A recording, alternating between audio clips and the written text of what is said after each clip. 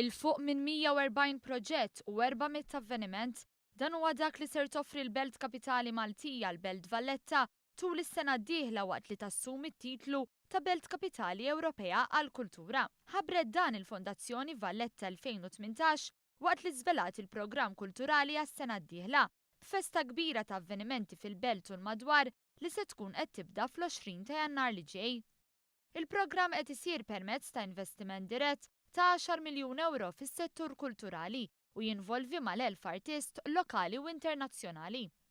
Iċ-Chairman ta' Valletta 2018 Jason Mikallef fisser kif tul il-5 snin li għaddew raw li l-programm imħejji jipprovdi opportunitajiet indaqs għal kulħadd imma li fuq kollox iħalli legat għal ġejjieni.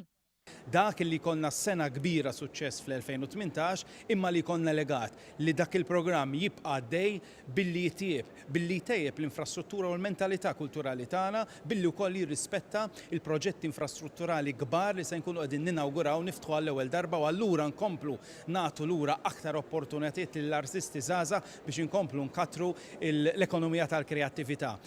Min-naħa tagħhom il-Ministru għall-Kultura u Bonnici u s-Segretarju Parlamentari għal Valletta 2018 De Battista qalu li l-udjenzi stmati għas-sena d-dieħla ilaħqu il-miljun ruħ bistennija ta' żieda ta' 10% fl-ammont ta' turisti li se jżuru pajjiżna għal din l-okkażjoni unika.